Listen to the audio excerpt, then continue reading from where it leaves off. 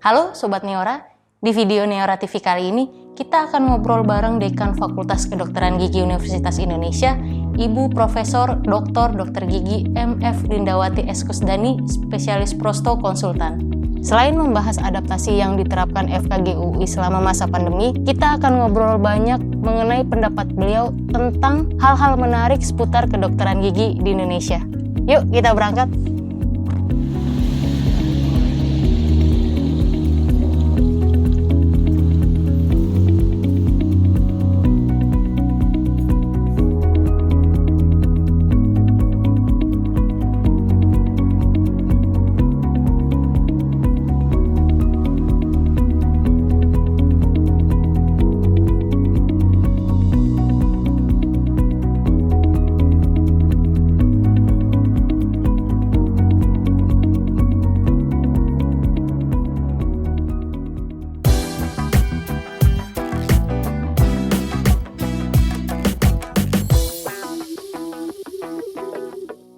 Selamat pagi Prof. Linda, apa kabar? Selamat pagi, Mbak Kristi. Terima kasih ya Prof atas waktunya untuk Neora TV kali ini, Prof. Terima kasih juga bersedia berkunjung ke kampus Salemba. Kalau boleh sedikit cerita Prof, apa saja yang menjadi adaptasi FKG UI selama masa pandemi ini, Prof? Silakan, Prof. Ya, terima kasih Mbak Kristi. Jadi memang masa pandemi ini sangat mengajarkan kita berbagai hal dan terus terang pada saat awal pandemi pada bulan Maret 2020 ya, waktu itu 1 tahun yang lalu itu benar-benar kita semua dipaksa secara cepat untuk beradaptasi gitu ya. Yang tadinya dosen kita, mahasiswa tidak terbiasa untuk mengadakan kuliah secara daring, harus secara tiba-tiba kita berubah menjadi daring dan harus mahir menggunakan berbagai platform untuk teknologi informasi ya gitu, dan itu terus terang tidak mudah begitu. Jadi kita sosialisasi lagi ke dosen, sosialisasi ke mahasiswa, dan untungnya saat itu kita sudah punya learning management system dari UI, namanya EMAS gitu. Nah pada masa pandemi itu ya itu dimaksimalkan penggunaannya, kemudian juga kita mensosialisasikan penggunaan platform seperti Google Classroom, kemudian Google Meet, ada Teams, kemudian juga Zoom begitu. Yang awalnya pada saat awal pandemi itu ada juga dosen yang masih agak gaptek gitu ya, belum terbiasa dengan menggunakan platform itu, mereka pakai WA gitu. Kuliahnya itu jadi sistemnya WA dengan chatting dan sebagainya, tapi alhamdulillah sekarang semua sudah terbiasa untuk mengadakan kuliah secara daring. Dan yang tantangan terbesar juga adalah mengenai kestabilan jaringan ya, itu karena semua tiba-tiba serentak kan menggunakan jaringan internet. Kemudian juga yang menjadi permasalahan bagi kami itu mahasiswa terkendala biaya juga. Ada mahasiswa yang tidak mampu, yang merasa berat juga ya untuk membeli pulsa internet. Nah itu saat itu tuh dosen, alumni kita tuh bahu-membahu. Jadi kita memberi donasi bagi mahasiswa yang memang benar-benar tidak mampu untuk membiayai penggunaan internetnya. Tetapi kedepannya itu alhamdulillah dari Kemendikbud memberi bantuan untuk pulsa internet bagi dosen dan mahasiswa, dan itu sangat membantu bagi kami. Dan kalau dilihat dari pelayanan kita di Rumah Sakit Gigi Mulut dan tempat pendidikan bagi mahasiswa profesi kami, memang awal pandemi itu kami tutup 3 bulan, tidak operasional gitu ya. Sebenarnya tutupnya itu karena kita juga mempersiapkan untuk kedepannya itu begitu anak-anak mahasiswa masuk kembali ke klinik, mereka kita persiapkan supaya aman bekerja, aman bagi dosen yang bekerja, dan juga aman bagi pasien, sehingga kita harapkan tidak terjadi penularan COVID-19 di situ. Jadi kita benar-benar mempersiapkan sarana, jadi membuat ruang-ruang bertekanan negatif, kemudian kita lengkapi dengan extraoral suction, kemudian juga kita membuat buku panduan SOP bagi mahasiswa yang akan bekerja, bagaimana protokol pencegahan kontrol infeksinya. Kemudian juga Penyiapan APD itu juga sangat membutuhkan energi ekstra dari kami semua, tetapi alhamdulillah banyak donasi juga. Jadi ada donasi dari alumni, ada dari kementerian, baik dari UI sendiri, sehingga alhamdulillah tercukupi, dan pada bulan Juni kita bisa running lagi RSGM-nya.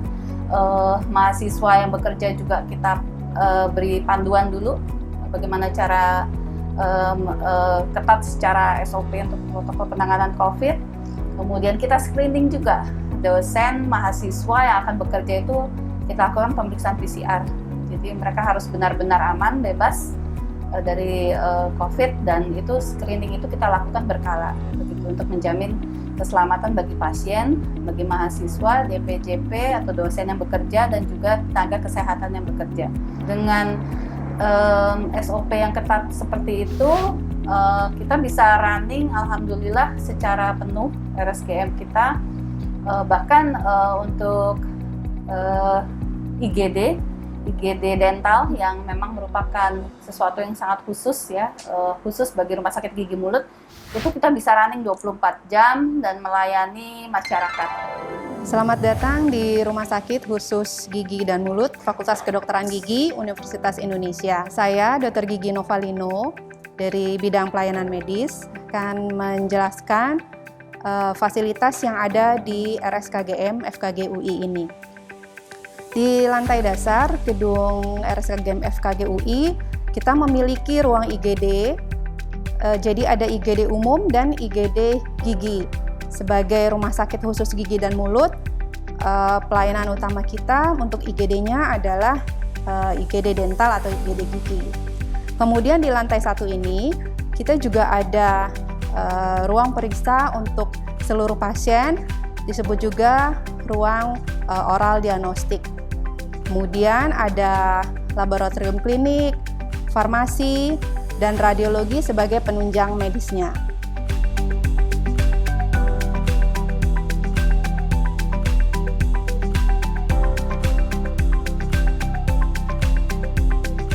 Di lantai 2 kita memiliki ruang khusus untuk pelayanan gigi anak dan penyakit mulut. Kemudian di lantai 3-nya kita memiliki ruang pelayanan bedah mulut, prostodonsia, dan periodonsia. Di lantai 4 kita memiliki klinik ortodonsia dan konservasi.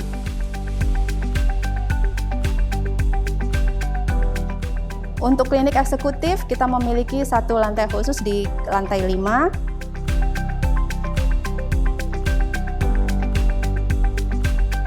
Dan di sana juga kita memiliki fasilitas Central Sterilized Supply Department atau CSSD, sterilisasi peralatan yang ada di RSKGM FKG UI.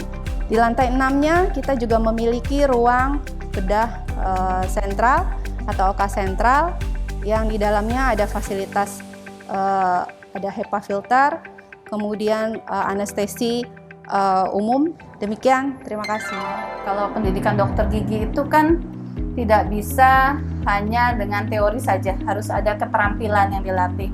Awalnya kita untuk kegiatan skills lab atau keterampilan praktikum ya, itu kita menggunakan daring. Jadi bahannya kita kirim ke mahasiswa, kemudian mahasiswa mengerjakan, nanti mereka mengirimkan videonya seperti itu. Tetapi alhamdulillah dari bulan Januari tahun ini kita sudah mulai blended, jadi sudah mulai luring gitu ya. Jadi untuk tahap-tahap pekerjaan yang memang tidak bisa didaringkan, mau nggak mau mereka harus tatap muka, tapi itu juga dengan protokol yang ketat. Jadi kapasitas ruangan juga hanya 30%, kemudian waktu untuk melakukan skills lab-nya juga kita batasi 2 jam. Ya akibatnya tadinya praktikum yang 1 sesi bisa jadi 2 sesi atau 3 sesi ya. Memang itu memberi beban yang lumayan besar bagi dosen-dosen kami, tapi dengan semua upaya kerja keras dari dosen dan juga tentu saja mahasiswanya, kami bisa running dengan baik. Bahkan dalam setiap ujian kompetensi dokter gigi nasional ya, UKMP 2DG, itu selama 1 tahun ini lulusan kami selalu 100% begitu. Jadi ya itu alhamdulillah juga ada dari kebijakan dari AFDOGI, Asosiasi Fakultas Kedokteran Gigi Indonesia, yang mensubstitusi beberapa kegiatan klinik yang harus dikerjakan di pasien menjadi Phantom gitu. Jadi sehingga kita harapkan kompetensi mahasiswa walaupun memang pasien berkurang, tetapi tetap bisa terjaga begitu. Nah, salah satu yang kita siapkan juga di Rumah Sakit Gigi Mulut yaitu penyiapan Phantom itu juga lumayan rumit juga begitu ya, karena harus disesuaikan dengan jumlah mahasiswa yang bekerja, dan Phantomnya itu tidak bisa Phantom yang biasa kita gunakan di ruang skills lab ya, tapi harus Phantom khusus yang kemudian kita letakkan di ruang rumah sakit khusus gigi mulut. Tapi alhamdulillah itu semua bisa dijalani dengan cukup baik, sehingga saya rasa untuk kedepannya ada beberapa hal baik yang tetap akan kita pertahankan ya. Jadi seperti dengan adanya daring ini kan sebenarnya bisa mengefisiensi juga ya, gitu. Baik beberapa rapat bisa kita lakukan secara daring begitu ya. Kemudian juga saya lihat dengan masa daring ini dosen ini kerjanya juga jadi ekstra lebih nih, karena dia harus membimbing mahasiswa kadang-kadang sampai malam juga gitu, tidak mengenal istilah kalau jam kantor kan sampai jam 4 begitu ya. Tapi kali ini bisa sampai jam 8 malam, jam 9 malam masih terus membimbing mahasiswanya. Jadi itu hal-hal positif yang kita ambil. Jadi saya lihat baik dosen, baik mahasiswa kita tuh mampu beradaptasi dengan baik, kemudian mampu bekerja dengan efisien, kemudian juga kritis dan mampu memecahkan masalah. Itu hal baik yang bisa kita ambil dari adanya masa pandemi.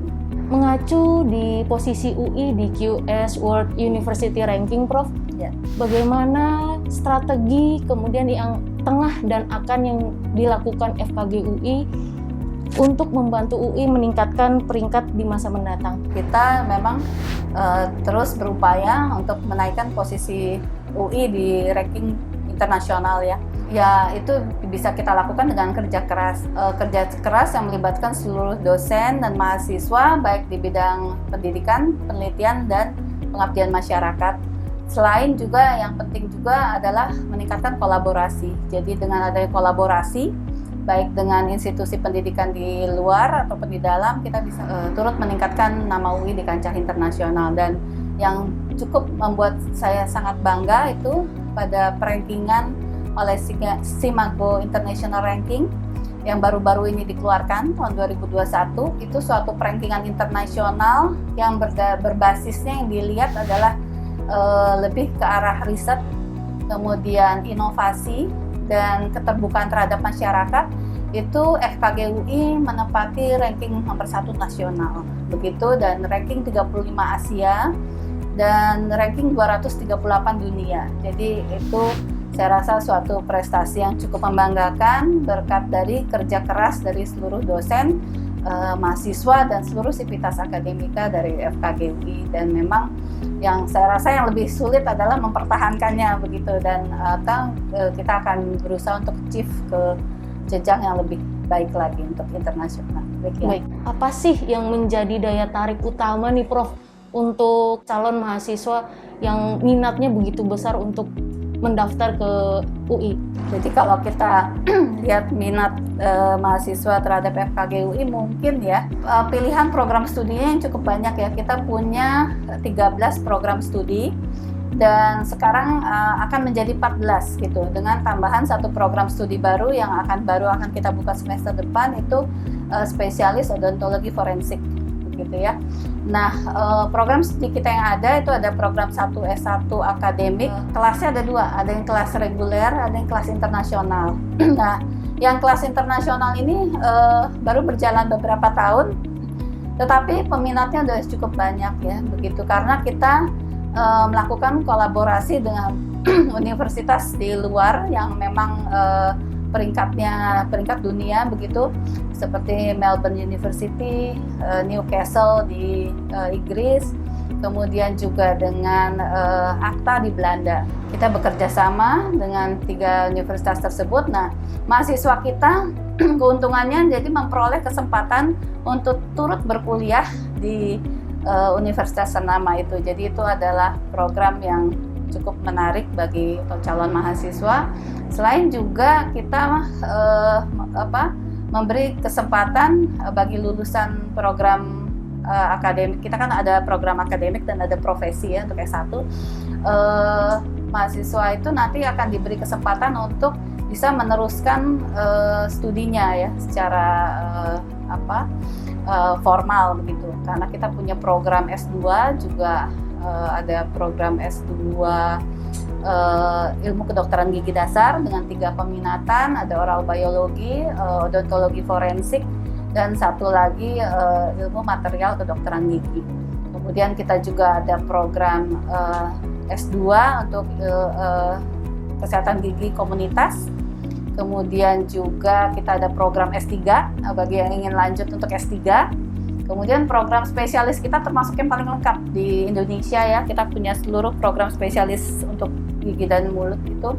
Ada orto, perio, prosto, penyakit mulut, bedah mulut, kemudian radiologi dan ilmu kedokteran gigi anak. Dan ini yang akan dibuka satu lagi adalah spesialis odontologi forensik. Jadi pilihan untuk mereka melanjutkan studinya itu sangat lengkap begitu.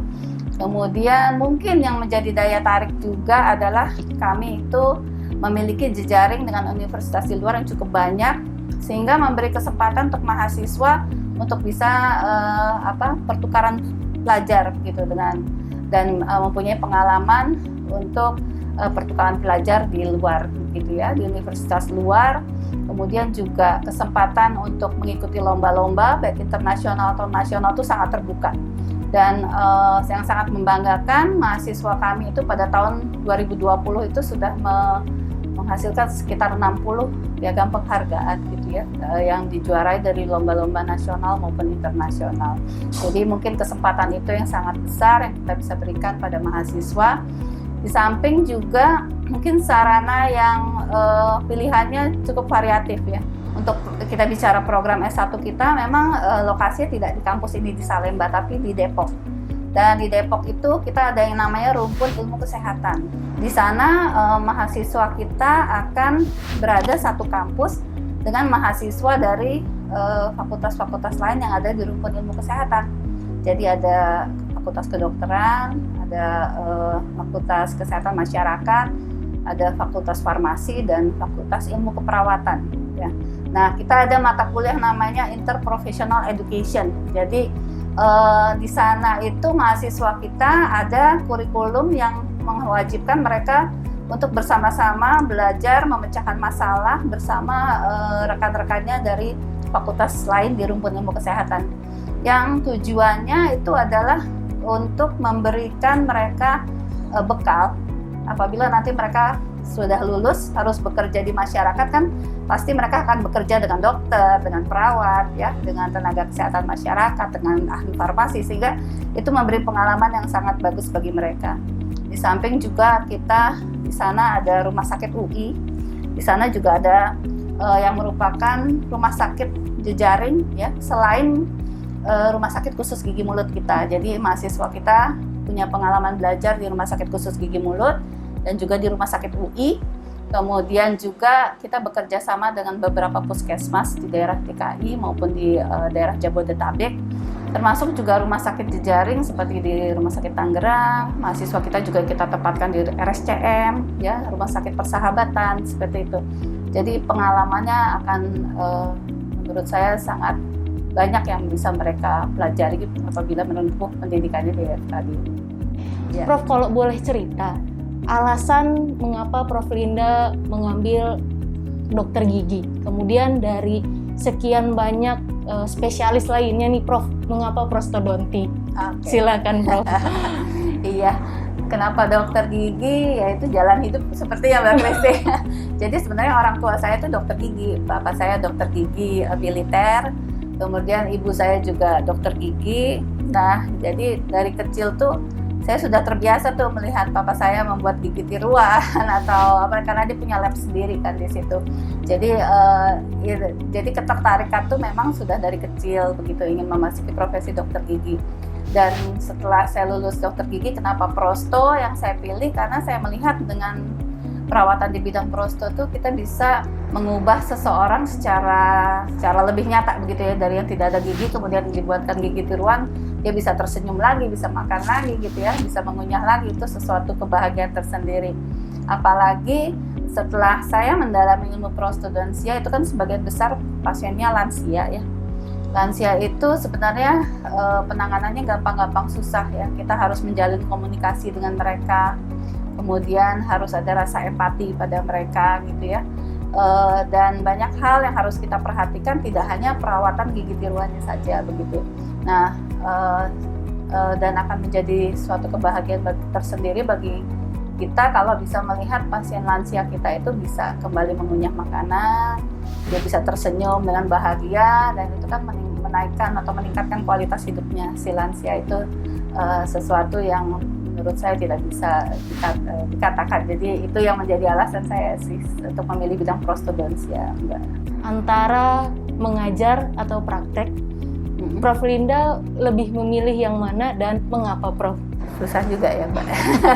Karena dua-duanya menurut saya sih sejalan ya, Mbak ya. Karena kalau kita praktek itu ada kepuasan tersendiri, bisa melakukan perawatan pada pasien, kemudian pasiennya puas, itu juga suatu kebahagiaan tersendiri. Tapi dengan mengajar kita juga akan memiliki kepuasan tersendiri apabila kita melihat anak didik kita tuh berhasil ya gitu, tuh sungguh suatu kebahagiaan bagi seorang guru. Dan keduanya itu menurut saya saling mengisi gitu ya, tidak bisa kita mengajar tapi kemudian tidak kita praktekkan ya itu. Jadi antara apakah menjadi akademisi atau klinisi, menurut saya harus dua-duanya sejalan gitu, karena saling mengisi gitu. Baik, Prof. Jadi mungkin memang itu pilihan yang sulit ya, Prof ya, untuk dipilih karena seiring sejalan. Oke. Prof, kita mau coba tanya mengenai sosok Prof Linda dari sisi sebagai dosen dan juga dekan di FKG UI. Apa saja sih, Prof, tantangannya sampai saat ini? Kalau yang saya rasakan sih lebih pengaturan waktu ya. Jadi memang karena saya juga ada tugas mengajar juga, walaupun memang bobotnya lebih sangat sedikit ya begitu, tapi lebih banyak kebobot sebagai dekannya. Tapi tetap karena tugas dekan itu kadang-kadang tidak mengenal waktu gitu ya, dan permasalahannya dari A sampai Z begitu. Saya memang merasakan sekali pengaturan waktu itu yang akan menjadi lebih sulit.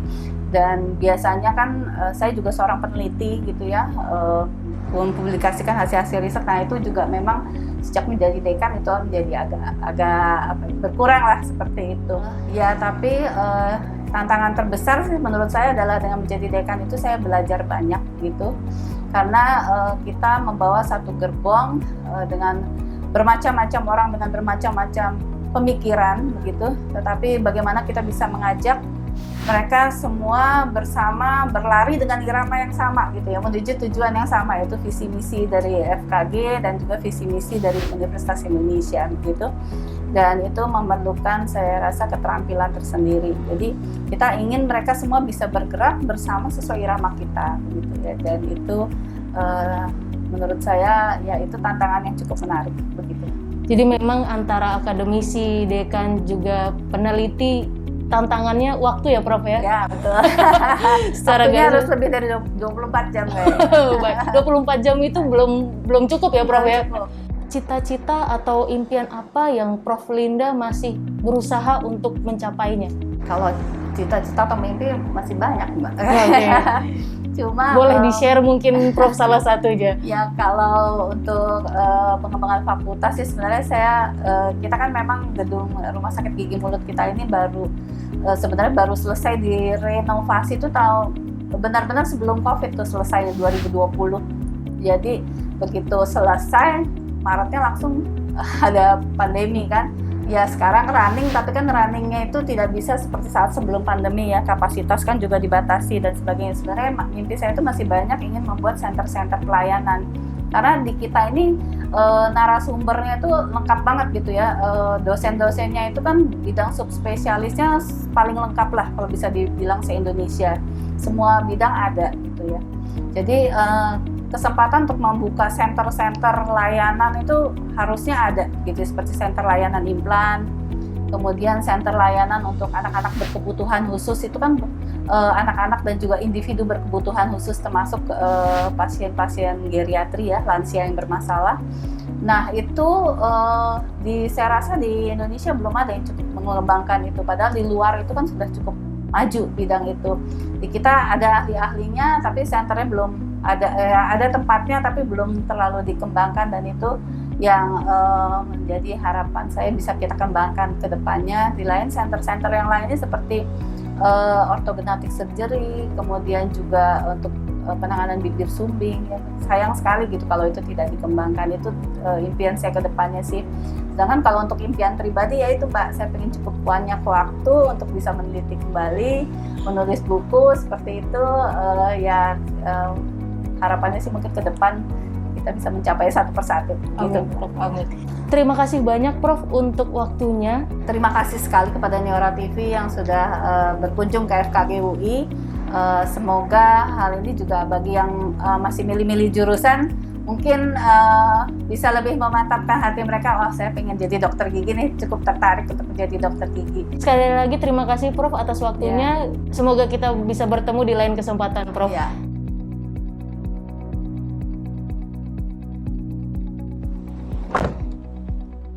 Bagaimana? Seru ya obrolan dengan Prof Linda barusan? Sekian dulu video Neora TV kali ini. Semoga bermanfaat dan terima kasih telah menonton. Akhir kata, tetap sehat selalu dan sampai jumpa di video Neora TV berikutnya.